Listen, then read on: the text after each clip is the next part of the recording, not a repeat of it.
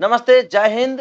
UP TET की कक्षा शुरू की गई है। यदि आपको अपना पर्यावरण विषय मजबूत करना है, पर्यावरण प्रश्नों को, सब प्रश्नों को सही करना है, पर्यावरण में जो है अच्छा अंक प्राप्त करना है, तो जीके ड्राइवर चैनल आपके लिए बहुत अच्छा जो है एकदम टेस्ट सीरीज लेकर आया हुआ है, एकदम महत्वपूर्ण टेस्ट सीरीज लेकर आया हुआ है। और आगे यदि आप लोग कहेंगे तो पर्यावरण की पूरी क्लास भी पढ़ाई जाएगी। टेस्ट सीरीज नंबर 1, 30 प्रश्न इसमें शामिल किए गए हैं। आप नीचे कमेंट करके हमको जरूर बताइएगा कि आपके कितने सही हुए। खुद को आजमाओ, बिल्कुल आइए खुद को आजमाते हैं और देखते हैं कि आपके कुल कितने प्रश्न रह जाते हैं। ठीक है ना। यदि आप इसमें अच्छा प्रश्न करते हैं तो ये मान के चलिए कि आपकी तैयारी बहुत अच्छी है। चलिए अपने टेस्ट सीरीज को शुरू करते हैं। प्रश्न नंबर 1 आपके सामने है, निर्जीव के बारे में निम्नलिखित में कौन सी बातें सही हैं? इनमें वृद्धि होती है, गलत है, निर्जीव हो तो वृद्धि नहीं होगी। इनमें स्वगति होती है, बिल्कुल गलत, निर्जीव हो तो गति भी नहीं होगी।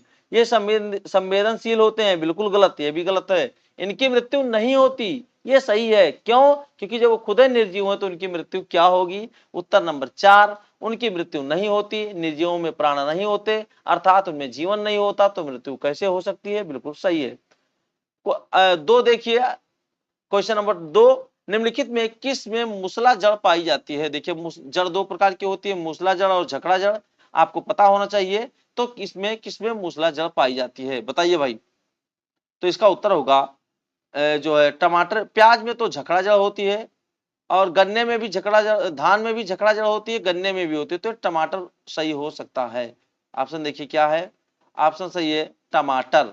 तो झकड़ा जड़ या रेशेदार जड़ गेहूं, चावल, प्याज, घास, गन्ना, और मूसला जड़ गाजर, सरसों, यूकेलिप्टस, टमाटर और गुलाब। कभी कभी मुझे टमाटर वाला ऑप्शन गलत लगता है, लेकिन चूंकि किताबों में भी लेकिन चूंकि मैंने किताबों में भी देखा तो मुझे सही लगा, तो मैंने इस प्रश्न को बनाया। ठीक है ना, तो देख लीजिए एक बार। चलिए आगे चलते हैं। क्वेश्चन नंबर 3, निम्नलिखित में कौन सा तना है? आलू, चुकंदर, शकरकंद और गाजर। तना क्या है? तो इसमें चुकंदर तो भैया जड़ है, शकरकंद भी जड़ है, गाजर भी जड़ है, आलू आपका क्या तना है? देखिए सही उत्तर है आलू। आलू, मूली, ये आलू, हाँ सही उत्तर आपका है आलू। देखिए यहां से दूसरा है, मूली, गाजर, शकरकंद, चुकंदर जड़े हैं, आलू और अदरक क्या है? तना है। याद रखिएगा, क्वेश्चन इंपॉर्टेंट है। क्वेश्चन नंबर 4, पत्तियों की सतह पर अनेक छोटे छोटे छिद्र होते हैं, उनको क्या कहा जाता है? टेस्टोमेटा, ये कहां से, ये गलत है। स्टोमेटा ये सही है, फाइटोमेटा ये सब गलत है। ये ऑप्शन आपका 2 सही है। सही उत्तर क्या है? स्टोमेटा। आप लोग व्याख्या को पढ़ लीजिएगा, अपने नोट्स में क्लियर कर लीजिएगा, क्योंकि व्याख्या में भी बहुत सारा गुण छिपा हुआ है, बहुत सारी क्वालिटी छिपी हुई है, आपको बहुत मदद करेगा। ठीक है ना। चलिए आगे चलते हैं हम लोग। प्रश्न नंबर 5, पत्तियां किस प्रक्रिया में कार्बन डाइऑक्साइड ग्रहण करती हैं? श्वसन में, वाष्पोत्सर्जन में, प्रकाश संश्लेषण में, परागण सही। ये क्या है? ये तो गलत होगा। तो प्रकाश संश्लेषण आप इसको जानते होंगे। व्याख्या, प्रकाश संश्लेषण वह प्रक्रिया है जिसमें पत्तियां सूर्य के प्रकाश की ऊर्जा का उपयोग कर कार्बन डाइऑक्साइड और पानी से भोजन यानी कि ग्लूकोज बनाती हैं। पूरा पढ़ लिया करिए, और जो है आवश्यक लगे तो नोट कर लिया करिए। प्रश्न नंबर 6, अंतरराष्ट्रीय चावल अनुसंधान केंद्र ईरी कहां है? भारत, अमेरिका, फिलीपींस और ब्राजील। इसका ऑप्शन है सी, फिलीपींस। आगे चलते हैं, सही उत्तर क्या है? फिलीपींस। अंतरराष्ट्रीय चावल अनुसंधान केंद्र फिलीपींस में स्थित है। अगला प्रश्न देखिए, प्रश्न नंबर 7, क्लोरोफिल में निम्न में से कौन सा तत्व शामिल नहीं होता है? तो मैग्नीशियम भैया होता है उसके सेंटर में, नाइट्रोजन भी होता है, कार्बन भी होता है, सोडियम नहीं होता है। ऑप्शन देखते हैं इसका, सही है डी, सोडियम नहीं होता। देखिए पढ़ लीजिए, क्लोरोफिल में मुख्य रूप से 5 तत्व शामिल होते हैं। क्लोरोफिल विशेष रूप से क्लोरोफिल ए का रासायनिक सूत्र देख लिए, C55H72 Mg तो अकेला है, N4O5 carbon, hydrogen, oxygen, nitrogen, और केंद्रीय धातु परमाणु मतलब उसके जो सेंटर में होता है वो होता है मैग्नीशियम। ठीक है ना, तो उसमें सोडियम वाला गलत है। चलिए आगे चलते हैं। प्रश्न नंबर 8, ब्रह्म कमल किस घाटी में प्रमुख रूप से पाया जाता है? तो ये होगा फूलों की घाटी। ये कहाँ है आपका? उत्तराखंड में। इसको याद रखिएगा, एक क्वेश्चन काफी बार पूछा गया है। ठीक है ना, आगे चलते हैं। ये बिल्कुल एकदम मैंने लिख दिया है, फूलों की घाटी में। अब देखिए कुछ घाटियों के नाम भी मैंने लिख दिए हैं, इसको देख लीजिएगा। कमम घाटी कहाँ है? तमिलनाडु। का जो नीलगिरी क्षेत्र है, यानी कि नीलगिरी जो क्षेत्र है, पश्चिमी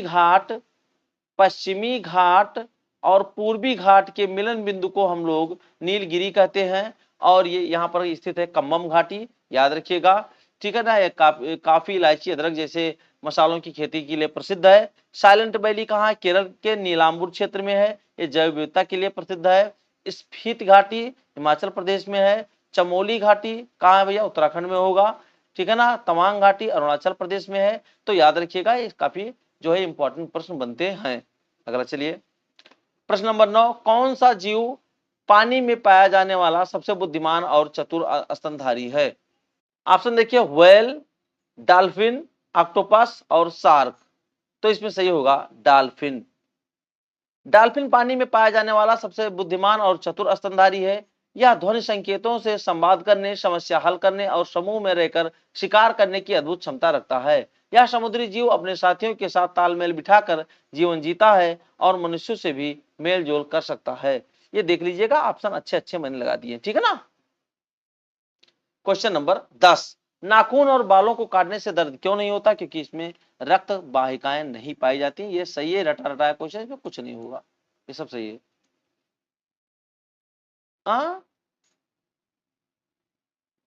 इनमें तंत्रिकाएं नहीं होती। हाँ, ये सॉरी, हमने कुछ गलत कह दिया क्या?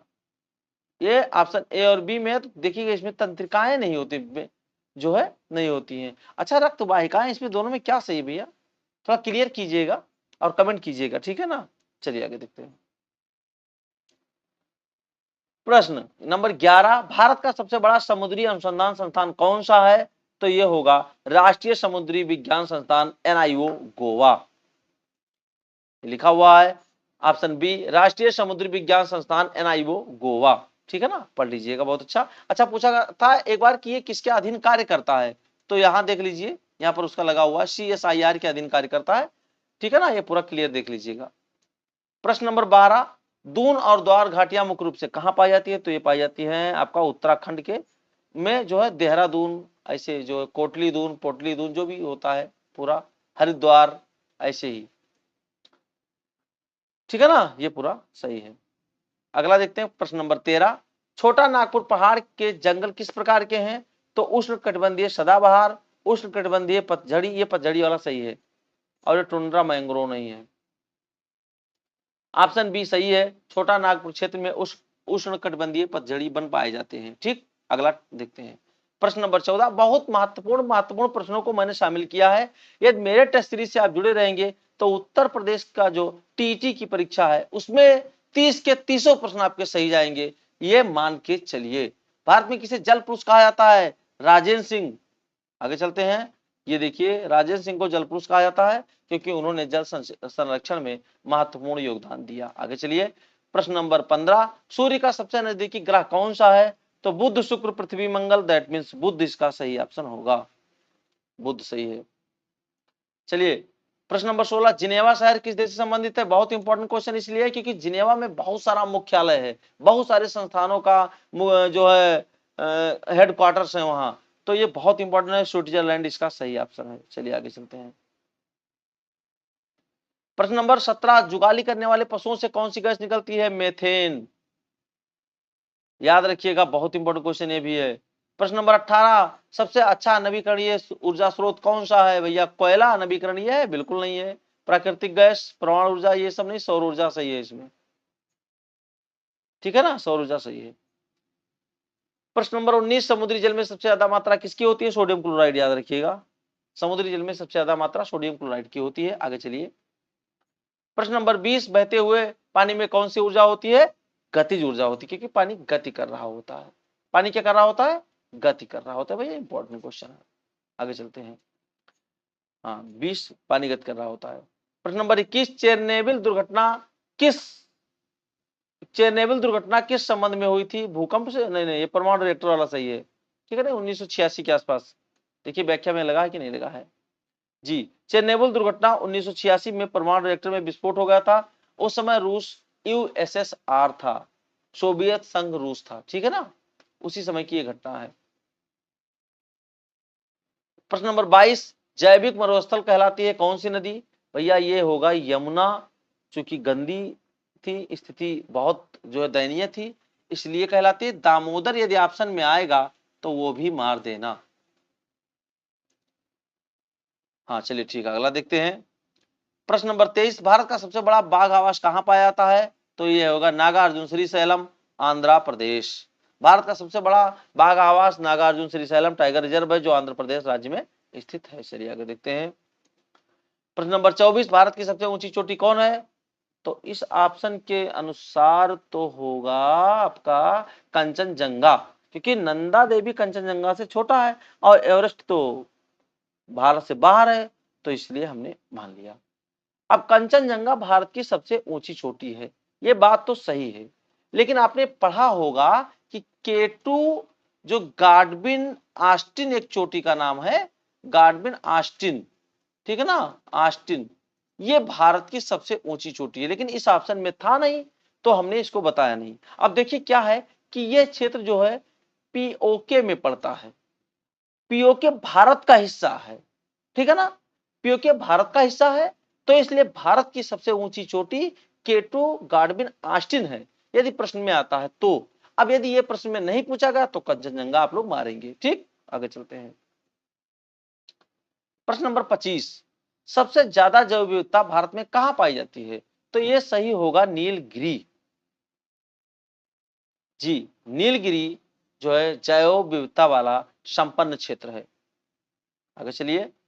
पके हुए अंगूर में मुख्य रूप से क्या पाया जाता है? देखिए, चाहे जो फल पका हो उसमें सब में फ्रक्टोज पाया जाएगा, याद रखिएगा। फल से फा से फल, फा से फ्रक्टोज, लेकिन यदि अंगूर पका हुआ है तो उसमें ग्लूकोज पाया जाएगा।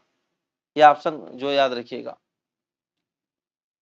प्रश्न नंबर 27, कार्बोहाइड्रेट के पाचन में क्या आवश्यक है? एमाइलेज एंजाइम, याद रखिएगा। आगे चलते हैं। प्रश्न नंबर 28, टुमारो बायोडायवर्सिटी की पुस्तक के लेखक कौन है? तो ये होगा वंदना शिवा। सही है जी, बिल्कुल एकदम ऑप्शन सही है। प्रश्न नंबर 29, मिनी माता रोग किससे होता है? तो ये होता है पारा से। आगे चलते हैं। पारा से होता है, बिल्कुल सही है। प्रश्न नंबर 30, भारतीय संविधान के किस अनुच्छेद में पर्यावरण संरक्षण की बात की गई है, चर्चा की गई? तो ये होगा अनुच्छेद 48 ये। अब इसको थोड़ा अच्छे से व्याख्या देख लीजिए क्योंकि इसमें और थोड़ा है। देखिए, अनुच्छेद 48 में राज्यों का कर्तव्य है कि वो पर्यावरण का रक्षा करें और उसका सुधार करें, लेकिन अनुच्छेद 51A(G) में प्रत्येक नागरिक का कर्तव्य है कि वह प्राकृतिक पर्यावरण की रक्षा करे। याद रखिएगा, जो हमारे मौलिक कर्तव्य हैं उनमें पर्यावरण की रक्षा की बात की गई है अनुच्छेद 51A में, और यदि राज्यों की बात की जाए तो 48A में, याद रखिएगा। और अनुच्छेद 21 में जीवन और व्यक्तिगत स्वतंत्रता का अधिकार, जिसमें स्वच्छ पर्यावरण का भी अधिकार शामिल है। तो ये 3 अनुच्छेद पर्यावरण से संबंधित हैं, लेकिन चूंकि ऑप्शन उसमें 48 से ज्यादा अच्छा लगा तो हमने लगाया। तो ये रहे 30 प्रश्न, इनको हल कीजिए और नीचे कमेंट करके बताइए कि आपके कुल कितने सही हुए। दोस्तों, इसी प्रकार से मैं टेस्ट सीरीज लाता रहूंगा और यदि आप लोग कहेंगे तो इसकी क्लास भी अच्छे से चलाई जाएगी, ठीक है ना।